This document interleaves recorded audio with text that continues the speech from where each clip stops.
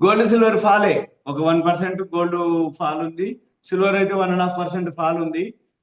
ఇప్పుడు అంటే ఏం జరుగుతుంది అంటే ఒకప్పుడు గోల్డ్ సిల్వరే ఎర్లీ మార్నింగ్ మనం మాట్లాడగానే ఫస్ట్ మాట్లాడేది గోల్డ్ సిల్వరే ఉండేది.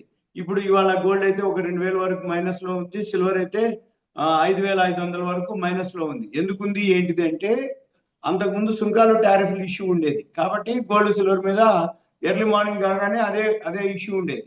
ఇప్పుడు ఆ ఇష్యూ లేదు. ఎంతసేపటికి ఇప్పుడు ఏంటిది క్రూడ్ ఆయిల్, ఇరాన్ ఇజ్రాయెల్ వారు, లేకపోతే ఇరాన్ అమెరికా ఏదైతే ఉందో, ఇజ్రాయెల్ ఇరాన్ వారే మెయిన్.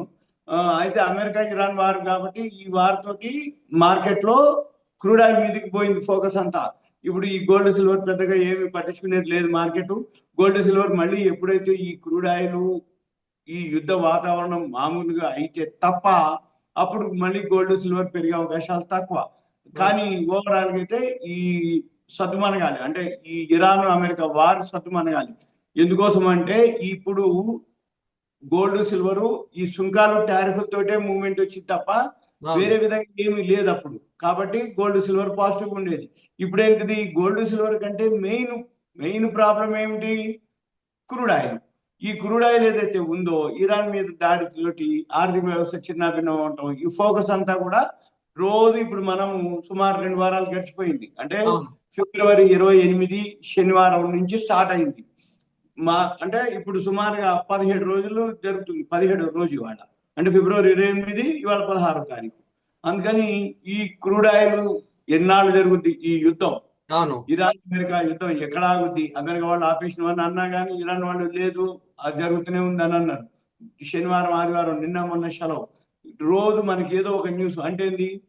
ఆ మన హర్ముజ్ జలసంధి మూసేసిరని, ఇప్పుడు కర్గ్ మీద ఐలాండ్ మీద దాడి చేసిరని, మళ్ళీ వీటితోటి మార్కెట్ లో క్రూడ్ ఆయిల్ అనిశ్చిత పరిస్థితులు. అంటే ఏంది? క్రూడ్ ఆయిల్ వాళ్ళు కూడా $105 ట్రేడ్ అవుతుంది. ఐఈఏ వాళ్ళు రిజర్వ్లు ఏవైతున్నాయో అవి రిలీజ్ చేయమని అనౌన్స్ చేయడం జరిగింది. ఇప్పుడు మళ్ళీ అమెరికా వాళ్ళు కూడా ఈ అంటే ఈ క్రూడ్ ఆయిల్ సంక్షోభం ఉండకుండా ఉండాలి అనే దానికి వాళ్ళ ఫేవర్ ఉన్న దేశాలన్నిటికీ సప్లై చేయడం అని చెప్పడం జరిగింది. అయితే మన దేశానికి కూడా ఏమి ప్రాబ్లం లేకుండా రష్యా నుంచి మనం ఒక నెల రోజులు క్రూడ్ ఆయిల్ తెచ్చుకోవడం అవకాశం ఉంది.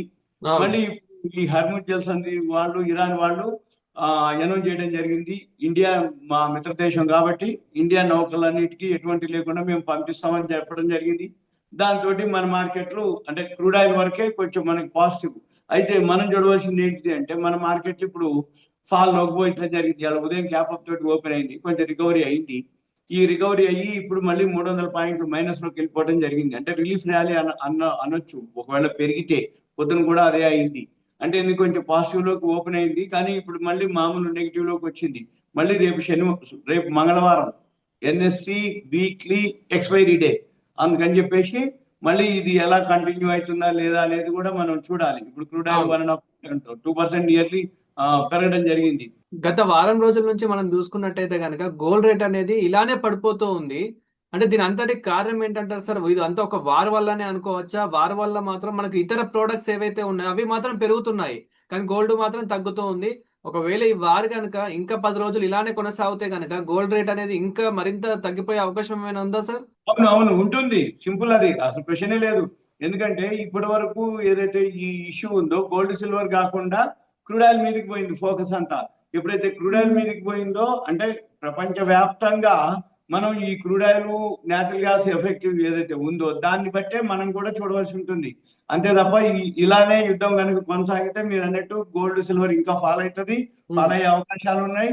ఇప్పుడు గోల్డ్ ఈ యుద్ధం ఆగితే తప్ప అప్పుడే మన ఈ గోల్డ్ సిల్వర్ పాజిటివ్ లోకి వెళ్ళే అవకాశాలు ఉంటాయి. సిల్వర్ ఏ విధంగా ఉంది సార్? సిల్వర్ కానీ గోల్డ్ కానీ రేట్లు ఏ విధంగా ఉన్నాయి సార్? సిల్వర్ వచ్చేటప్పటికి ఇప్పుడు ఎంసీఎక్స్ లో వచ్చి 2,60,000 ఉంది. మన ఉమ్. మార్కెట్ మాత్రం మూడు ఉంటాయి. క్యాప్స్ గోల్డ్ అని ఉంటది, డిపి గోల్డ్ అని ఉంటది, ఇంకొకటి గుడ్ రిటర్న్స్ అని ఉంటది. మెయిన్ అవును. చూడవలసింది చూసేది ఏంటిది అంటే క్యాప్స్ గోల్డ్ లో చూస్తాం అనమాట. ఇప్పుడు 2,60,000 లైవ్ నడుస్తుంది. ఇది సిల్వర్. మన గోల్డ్ వచ్చి 16,092 గ్రామ్ అనమాట. అంటే 1,60,000 తులం. 10 గ్రాములు 16,097 గ్రాములు, 2,60,000 16,000. అంటే ఏంటిది? ఓవరాల్ ఏంటిది? మైనస్ ఏ ఉంది. రాబోయే రోజుల్లో కూడా యుద్ధం అయ్యేంత వరకు రోజు రోజు 1%, 1.5% మైనస్ ఉంటుంది. మళ్ళీ ఎక్స్పైరీ డేట్లు ఉంటాయి. ఈ అవును. ఎక్స్పైరీ డేట్లు ఉన్నప్పుడు కొంచెం రికవరీ అవ్వటం కానీ, షార్ట్ కవరింగ్ జరగటం కానీ, రోజు 1.5-2% లోకి హైకి వొలటాలిటీ ఉండటం కానీ జనరల్ గా జరుగుతూ ఉంటుంది. కాబట్టి మనం చూడవలసింది ఏం లేదు. ఈ యుద్ధ వాతావరణం మామూలు అయ్యేంత వరకు ఈ గోల్డ్ సిల్వర్ ఫాలే, మన share market ఫాలే.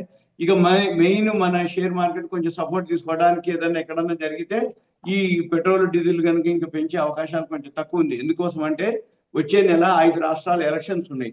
ఏవేంటి? West Bengal, Tamil Nadu, Assam, Keralam, Puducherry. ఈ 5 రాష్ట్రాల్లో ఎలక్షన్స్ ఉన్నాయి కాబట్టి కొంచెం మన గవర్నమెంట్ దీనికి సంబంధించి ఈ క్రూడ్ ఆయిల్ ఎఫెక్ట్ కానీ, నేచురల్ గ్యాస్ ఎఫెక్ట్ ఏదైతే ఉందో ఆ ఎఫెక్ట్ పడకుండా మార్కెట్ మీద కానీ, ఎకానమీ మీద కానీ పడకుండా ఏదైనా చర్యలు తీసుకునే అవకాశాలు ఉంటాయి. ఎలా అంటే ఉదాహరణకు west Bengal, Tamil Nadu 23 April elections ఉన్నాయి. అస్సాము, కేరళం, పుదుచ్చేరిలో మాత్రం 9th ఏప్రిల్కి ఎలక్షన్స్ ఉన్నాయి. మళ్ళీ ఇవన్నీ కూడా మే 9th రిజల్ట్స్ వస్తాయి. ఈ 5 రాష్ట్రాల రిజల్ట్స్ వచ్చే ఎలక్షన్స్ అయ్యేంత వరకు ఈ మన ఇండియాలో ఏదైతే అంటే ఉదాహరణకి అంతకుముందు కూడా ఈ సుంకాలు టారిఫ్లు ఫైనల్ కాని టైంలో మన దగ్గర నిల్వలు ఎక్కువ పేరుకుపోయినాయి ఎక్స్పోర్ట్ చేయడానికి. సార్ ఈ అంటే ఎక్స్పోర్ట్ మనకు ఇప్పుడు ప్రజెంట్ ఒక పెట్రోల్ చూసుకుంటే కనుక లీటర్ పెట్రోల్ నార్మల్ పెట్రోల్ వచ్చేసి పవర్ పెట్రోల్ కాకుండా నార్మల్ పెట్రోల్ వచ్చేసి ₹107 ₹108 అలా లీటర్ కి నడుస్తూ ఉంది. మీరు అన్నట్లు తగ్గుతుంది అనుకుంటే కనుక ఇలానే వారు కొనసాగుతాయి బయట. దాదాపు ఎంత వరకు తగ్గొచ్చు అనుకోవచ్చు సార్? పెట్రోల్ డీజిల్ తగ్గటం కాదు, పెంచకుండా ఉండటానికి నేను చెప్తున్నా. ఓకే, తగ్గించే ఓకే. క్వశ్చన్ కాదు, పెంచకుండా ఉండటానికి కోసానికి ఈ 5 రాష్ట్రాల ఎలక్షన్స్ ఉన్నాయి కాబట్టి పెంచే ఉద్దేశం ఉండకపోవచ్చు అనేది నా అభిప్రాయం. General okay. జరిగేది కూడా అదే. ఎందుకంటే ఒకప్పుడు అంటే ఒకప్పుడు కాదు, అంతకు ముందు ఏదైతే ఈ సుంకాలు టారిఫ్లు మంది ఫైనల్ కాని టైంలో అప్పుడు ఏం జరిగింది? మన దగ్గర నిల్వలు అంటాం, గోదాములు, ఇన్వెంటరీస్ అంటాం, నిల్వలు పేరుకుపోయి ఎక్స్పోర్ట్స్ ఆగిపోతే అంటే ఎంప్లాయ్మెంట్ కానీ కంపెనీలు మూతపడిపోతాయి అనే ఉద్దేశంతో మన గవర్నమెంట్ జిఎస్టీ తగ్గించడం జరిగింది. ఎప్పుడైతే జిఎస్టీ తగ్గించారో ఆటోమేటిక్ ఏమైంది? మనమే కొనుక్కున్నాం. అంటే 2 వీలర్స్ అనుకోండి, 4 వీలర్స్ అనుకోండి, లేకపోతే డిష్ వాష్లు, టీవీలు, ఫ్రిడ్జ్లు, వాషింగ్ మిషన్లు, ఇట్లా అందరూ మనమే కొనుక్కోవడం జరిగింది. ఇది జిఎస్టీ తగ్గటం వల్ల. మళ్ళీ అవును. నెక్స్ట్ ఏంటి? వడ్డీ రేట్లు తగ్గటం వల్ల ఇంకా అంటే ఈఎంఐ తగ్గిపోతుందని, జిఎస్టీ తగ్గిపోయిందని చెప్పేసి అంటే అప్పటికప్పుడు ఒక్కసారిగా ఈ ట్రేడ్ డీల్ జరిగినంత వరకు మన నిల్వలు అన్ని కూడా గోదాములు, ఇన్వెంటరీస్ ఏవైతే ఉన్నాయో అవన్నీ కూడా ఎక్సెస్ అయిపోయినాయి. అంటే అంతకు ముందు అంటే గోదాములు కూడా పట్టనంతగా స్టాకు పేరుకుపోయింది. ఒక్కసారిగా ఈ ఇన్వెంటరీస్ నిల్వలు ఈ గోడౌన్స్ లోంచి అంటే బఫర్ గోడౌన్స్ అంటారు, అవి కూడా నిండిపోయినాయి. అప్పుడు ఒక్కసారిగా ఇప్పుడు ఖాళీ అయిపోయినాయి. సేమ్ మళ్ళీ అదే సిచ్యువేషన్ ఇప్పుడు మళ్ళీ ఏదైతే జరుగుతుందో మన ఎక్స్పోర్ట్స్ అన్ని ఆగిపోవడం జరుగుతుంది, ఇంపోర్ట్స్ ఆగిపోవడం జరుగుతుంది. మళ్ళీ ఇప్పుడు ఆల్రెడీ ఎక్స్పోర్ట్స్ ఆగిపోతే ఏవైతే ఉన్నాయో దానికి సంబంధించిన ఏవైతే గోడౌన్స్, బఫర్ గోడౌన్స్ అవన్నీ నిండిపోయి ఎక్సెస్ అయిపోతే మార్కెట్ లో మళ్ళీ రేట్లు పడిపోతాయి. ఏది? ఎక్స్పోర్ట్ కు సంబంధించినటువంటి వస్తువులన్నీ. మళ్ళీ ఇప్పుడు గవర్నమెంట్ ఏదో ఒక యాక్షన్ తీసుకుంటది, ఇంపోర్ట్ అన్ని మళ్ళీ రేట్లు పెరిగిపోతాయి. ఎందుకంటే మనకి అవి వచ్చే అవకాశాలు తక్కువ. ఇవన్నీ మెయిన్ ఏంటిది? ట్రాన్స్పోర్టేషన్ మీద పడుతుంది. అదేది? Crude oil. ఈ crude oil, natural gas already ఇప్పుడు ఓకే కొంచెం పాజిటివ్ లోనే ఉంది. డిమాండ్ అంతగా అంటే హోటల్స్ కట్టెల పొయ్యిలు వాడాలి, ఎలక్ట్రిక్ స్టవ్లు, ఇవన్నీ ఇండక్షన్ స్టవ్లు ఇవన్నీ అయ్యేటప్పుడు కొంచెం మరి సప్లై అయితే ఉంది అని అంటున్నారు. ఇక ఇవన్నీ మనం చూడాలి. అందుకని వచ్చే నెల 5 రాష్ట్రాల ఎలక్షన్స్ ఉన్నాయి కాబట్టి మనకేమి అప్పటి వరకు అయితే మాత్రం ఏముండదు. ఈ లోపల ఈ ఎలక్షన్స్ అయిపోయే టైం వరకు ఈ యుద్ధ వాతావరణం కనుక మామూలు అయిపోయింది అనుకోండి, మళ్ళీ క్రూడ్ ఆయిల్ మామూలు అయిపోతుంది. $70 వచ్చేస్తే మార్కెట్ మామూలుగా ఉంటుంది. ఈ గోల్డ్ సిల్వర్ మళ్ళీ దాని పని దాని చేస్తుంది. అంటే డైలీ 1%, 1.5% అట్లా చిన్నగా గ్రాడ్యువల్ గా అక్కడక్కడే ఉంటుంది తప్ప మరీ పెరగడాలు కానీ మరీ తగ్గడాలు కానీ 1.5-2% అటు ఇటుగానే తప్ప పాత రోజుల మాదిరి ఏది ఫిబ్రవరి 1వ తారీఖు, మన 2వ తారీఖు, జనవరి 30వ తారీఖు అంటే అంత ఫాల్ అవటాలు కానీ అంతకు ముందు రోజు తెల్లారగానే 20,000, 30,000, 25,000 పెరగటం కానీ అలాంటివి ఇక ముందు జరిగే అవకాశాలు లేవు, కనపడట్లేదు. ఈ ముందు మనం చూడవలసిందల్లా ఏమిటి? మన వచ్చే నెల 5 రాష్ట్రాల ఎలక్షన్స్ ఉన్నాయి. ఆ న్యూస్ తోటి వాళ్ళు కొంచెం పాజిటివ్ లో ఉన్నట్టు పొద్దున కనపడింది. కానీ మళ్ళీ ఇప్పుడు ఆల్రెడీ 450 పాయింట్లు సెన్సెక్స్ మైనస్ ఉంది. నిఫ్టీ బ్యాంక్ 370 పాయింట్లు మైనస్ లోనే ఉంది. నిఫ్టీ 50 144 పాయింట్లు మైనస్ లోనే అంటే ట్రేడ్ అవుతుంది. ఇక్కడ మనకి చాలా మంది సోషల్ మీడియాలో ఏం చెప్తున్నారు అని అంటే తులం బంగారం ఇంకా చాలా తక్కువకి వచ్చే అవకాశం ఉంది. కొద్ది రోజుల్లోనే ఇంకా రాబోతుంది తులం బంగారం 7,000కే 70,000కే రాబోతుంది. తులం బంగారం ₹1,00,000కే రాబోతుంది అని చెప్పేసి కూడా ఇలా సోషల్ మీడియాలో చాలా వైరల్ చేస్తూ ఉన్నారు. సో ఇది ఎంతవరకు కరెక్ట్ అంటారు? ఇలా వచ్చే అవకాశం నిజంగానే ఉందంటారా? ఉండదు, రాదు, అది అవకాశం లేదు. అది కలవదు అంటే ఎప్పుడైనా కానీ గోల్డ్ కానీ ఏదైతే మైన్స్ అంటారు ఖనిజాలు, ఈ మైన్స్ లోంచి బయటికి తీయాలి. బయటికి తీయటానికి ప్రొడక్షన్ కాస్ట్ ఉంటది. ఈ ప్రొడక్షన్ కాస్ట్ ఏదైతే ఉందో బయట రేటు కంటే ఇప్పుడు మన చాలా మైన్స్ ఎందుకు మూతపడ్డాయి తెలుసా అండి? ఇదే రీజన్ తోటి. ఒకప్పుడు మనకి కోలార్ మైన్స్ ఉండేది కర్ణాటకలో. అదే కేజీఎఫ్ సినిమా 1, 2 అట. ఈ కేజీఎఫ్ మూసేసి ఇప్పుడు లేదు కోలార్ మైన్స్. ఎందుకు ఉమ్, మూసిర్రు అంటే వాళ్ళు ప్రొడక్షన్ చేస్తే ప్రొడక్షన్ చేసిన కాస్ట్ కంటే గోల్డ్ బయట బంగారం తక్కువకు దొరుకుతుంది. అంటే ఇది మైన్స్ నుంచి బయటకు తీసి ఎక్కువ పడుతుంది. మరి బయటనే తక్కువ దొరుకుతున్నప్పుడు ఇంకా మైన్స్ తోటి పని ఏంటిది? మైన్స్ మూసేసారు.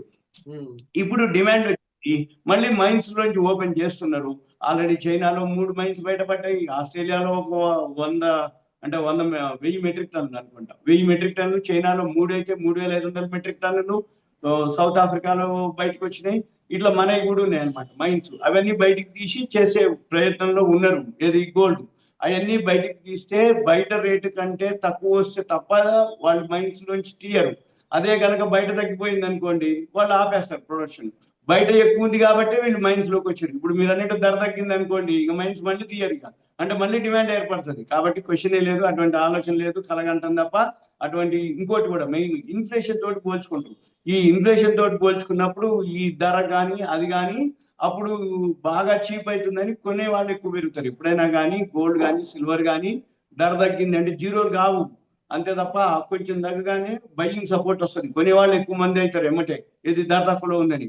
ధర పెరగగానే తక్కువలో కొనుక్కున్న వాళ్ళు అమ్ముతారు. దాన్ని ఏమంటారు అంటే ప్రాఫిట్ బుకింగ్ అంటాం. అవును. ప్రాఫిట్ బుకింగ్ అంటే ధర తక్కువలో కొనుక్కున్న వాళ్ళు ఎక్కువ రేట్ వచ్చినప్పుడు అమ్మేస్తారు. ధర తగ్గినప్పుడు అదే హైలో అమ్ముకున్న వాళ్ళు మళ్ళీ కొనుక్కుంటారు అనమాట. ఇది జరుగుతుంది. అంతే తప్ప మీరు అన్నట్టు ఆ గోల్డ్ తగ్గిపోద్ది అంత అయితే ఇంత అయితే ఆ వార్తలు ఈ వార్తలు అనేది అబద్ధాలు. ఒకవేళ ఎవరైనా చెప్పినా నమ్మొద్దు.